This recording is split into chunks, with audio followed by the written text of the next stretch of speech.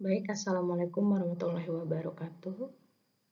Hari ini adalah pertemuan pertama kita akan belajar tentang analisis data statistik ya.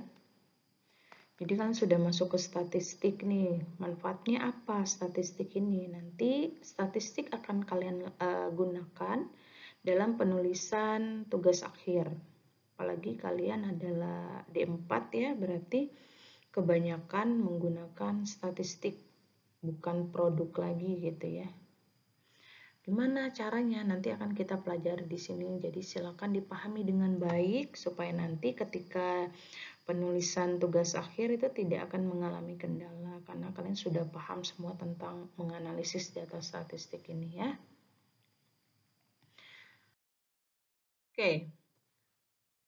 Mata kuliah DS ini dibawakan dalam 2 SKS teoris dan 2 SKS teori dan 1 SKS praktikum nanti mulai akhir tahun kalau nggak salah atau Januari Februari ya. 2 SKS teori ini 36 jam tatap muka, 36 jam terstruktur, 36 jam mandiri. Oke, yang pertama yang akan kita bahas adalah tentang spesifikasi, metrologi, kontrol kualitas geometrik ya. Ini bisa dicari buku ini. Ini referensi saya. Ini masih seputar teori. Nah, sekarang karakteristik geometrik. Komponen mesin hasil proses manufaktur bercirikan karakteristik geometrik yang teliti dan utama.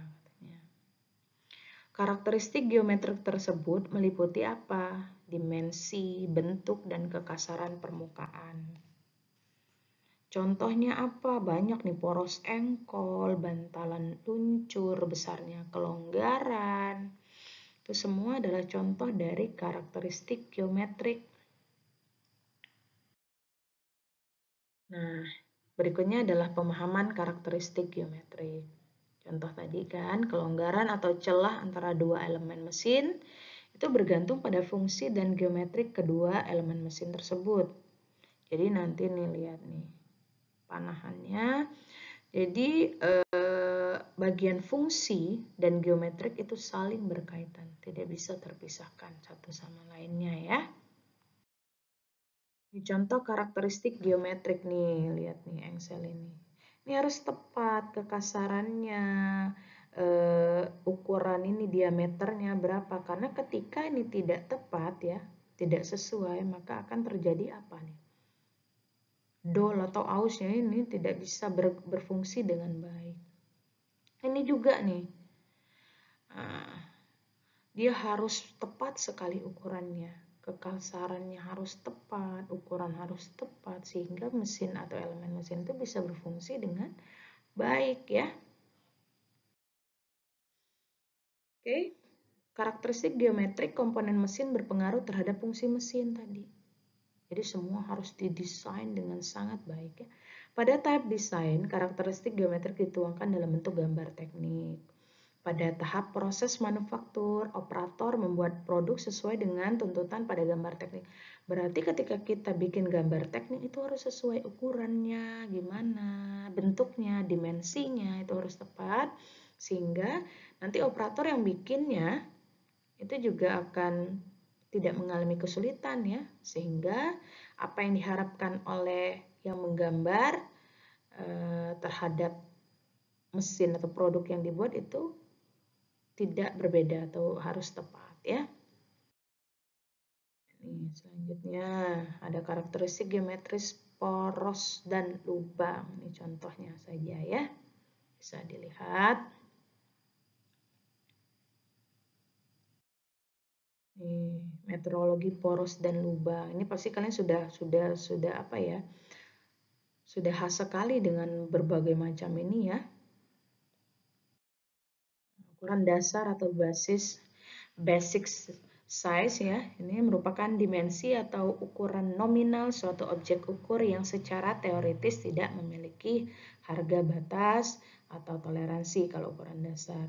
Terus dapat dikatakan basic size berupa bilangan bulat ya. Terus toleransi itu apa? Toleransi itu adalah variasi atau perbedaan ukuran yang terletak di antara ukuran dasar, ada batas atas dan batas bawah. Jadi ketika membuat suatu produk ya harus ada toleransinya gitu. Ada batas atas dan batas bawah. Ini simbol-simbol dalam toleransi geometrik ya. Ini banyak sekali, ini kalian harus paham dan kayaknya kalian sudah paham belum nih? Ini harusnya sudah paham ya, ini kerjaan kalian ini dari semester 1 ya. Ini simbol kekasaran permukaan. Makna ini apa nih? Kita lanjutkan ya. Ini lagi ada lagi nih manfaat apa maknanya apa. Nanti buka sini itu PowerPoint-nya ya. Selanjutnya adalah hal-hal yang berpengaruh pada karakteristik fungsional mesin apa saja. Nah, karakteristik yang berpengaruh terhadap fungsional mesin itu yaitu geometrik bentuknya, kekuatannya, kekerasannya, karakteristik material yang meliputi struktur metalografi dan lain sebagainya. Ada juga perakitan, ada cara pemakaian dan banyak lagi yang lainnya ya. Ini berpengaruh terhadap fungsi dari mesin itu sendiri. Jadi semuanya harus dibuat sebaik mungkin ya, seakurat mungkin. Komponen yang bercirikan geometrik yang tadi, dimensi, bentuk, letak, dan kekasaran permukaan yang teliti atau akurat memegang peranan penting. Apa peranan pentingnya? Dia akan mempengaruhi fungsi dari mesin itu sendiri ya, akan bekerja dengan baik atau tidak. Nah, ini mikropart nih, kecil-kecil sekali ya. Tapi dibuat dengan sangat akurat teliti gitu ya. Itu orangnya tuh lagi ngerjain di dalam mesin dalam propeller itu ya. Tuh. Oke, komponen mesin dengan geometrik dan ukuran yang teliti bertumbuh pada kecanggihan proses manufaktur dan pengukuran geometrik. Jadi kalau mau bikin suatu komponen mesin yang sangat kecil, yang ukurannya sangat minimalis ya, berarti perlu adanya proses manufaktur. Terus harus ada ketelitian dalam ukuran geometrinya. Terus perkembangan teknologi merupakan sumbangan kemajuan proses manufaktur dan pengukuran geometri dengan komponen-komponen hingga skala nano. Ya. Karakteristik geometrik ideal. Pada tahap proses manufaktur, karakteristik geometrik yang ideal itu apa saja? Yaitu pertama, ukuran yang teliti, akurat ya. Bentuk yang sempurna, permukaan yang sangat halus. Nah, itu adalah karakteristik ideal dari proses manufaktur ya. Ukuran teliti akurat nih. Targetnya nih. Ini toleransinya ya.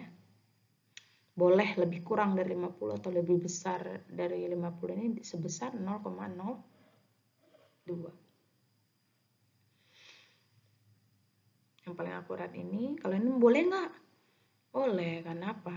Ini dinyatakan dalam batas toleransinya. Kalau lebih dari ini nggak boleh lagi. Ada di luar batas toleransi ya. Ini contohnya nih. Ada 4 operator memproduksi komponen mesin yang sama. Ukuran target adalah 100 mikrometer dengan toleransi plus minus 2 mikrometer. Data statistik inspeksi 30 sampel dari keempat operator ditunjukkan pada tabel samping ya. Buat grafik garisnya, sebutkan faktor penyebab kemungkinan salah ukur saat proses pengukuran geometri. Ini operator pertama, operator kedua, operator ketiga, operator keempat. Mereka melakukan, masing-masing operator melakukan pengukuran 30 kali nih. Pengukuran pertama 90 mikrometer katanya. Pengukuran dan seterusnya ya, sampai melakukan pengukuran ke 30 dihasilkan 104 mikrometer. Beda-beda ya. Seperti itu juga untuk yang operator 2, 3, dan 4. Nah, sekarang pertanyaan saya ya nanti. Kira-kira operator mana yang melakukan proses pengukuran dengan paling akurat kira-kira kalau kalian melihat ini?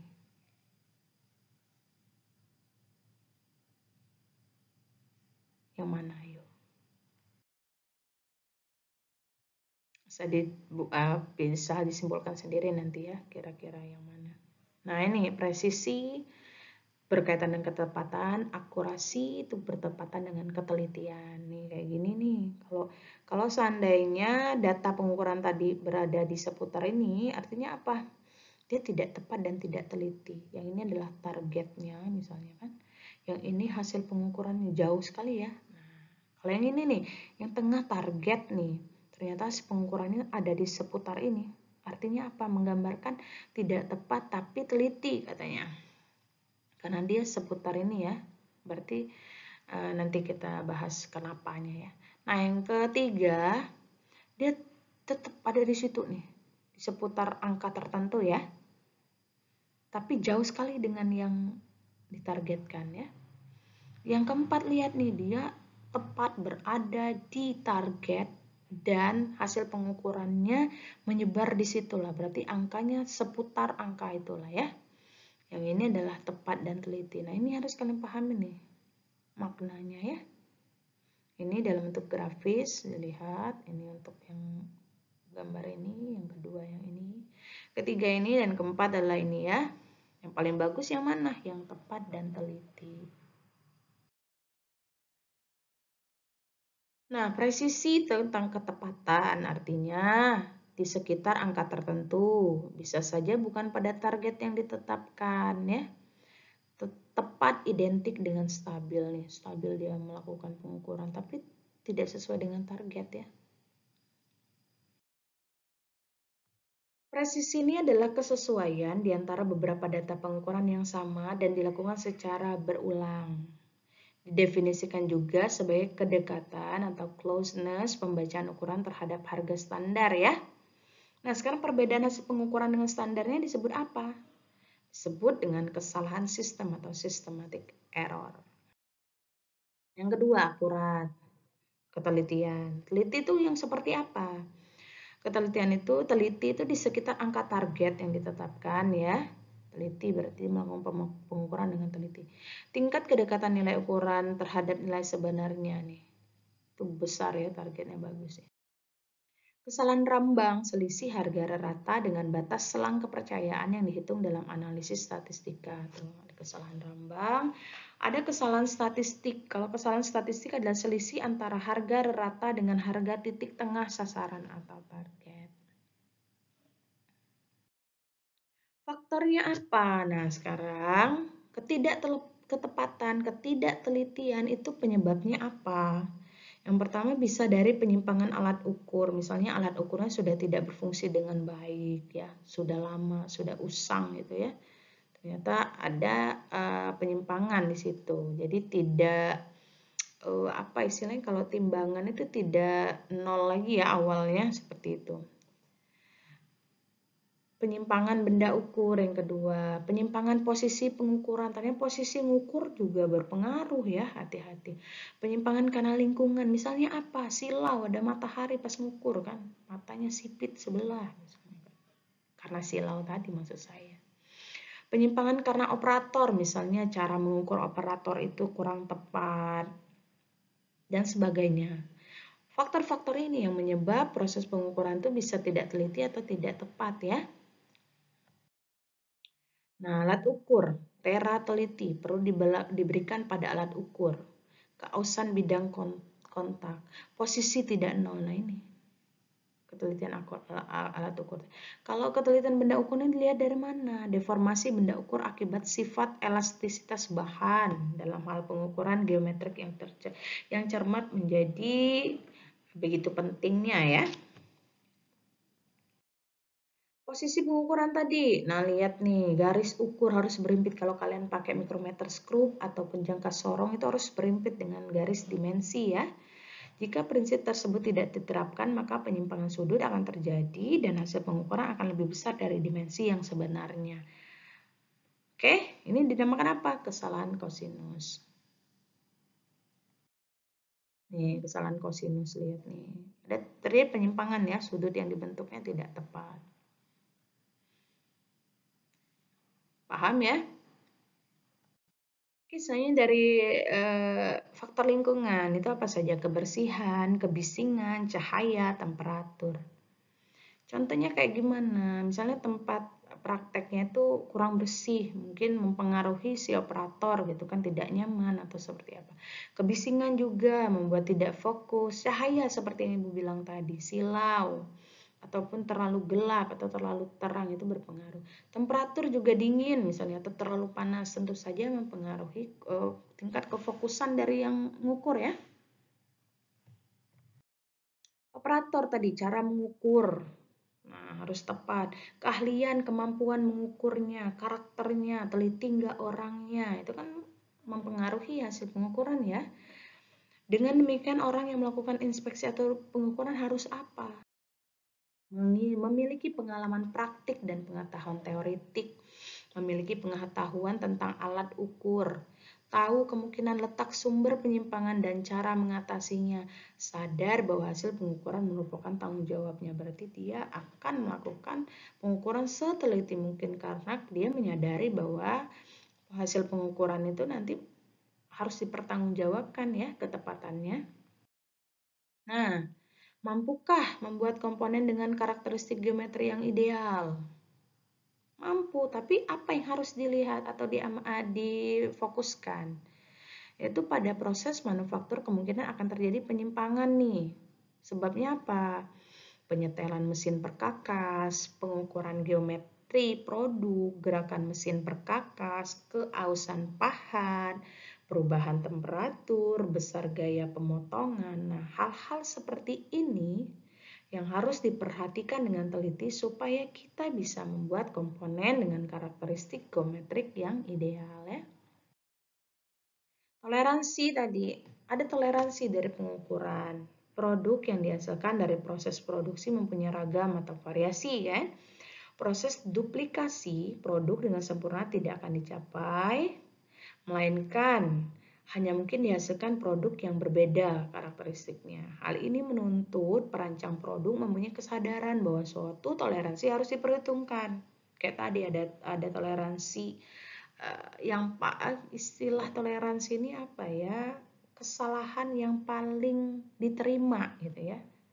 Jadi kalau lebih dari itu nggak boleh karena mempengaruhi fungsi dan mesin itu. Nih, jadi kita gimana memberi toleransi itu? Menentukan batas maksimum minimum tadi.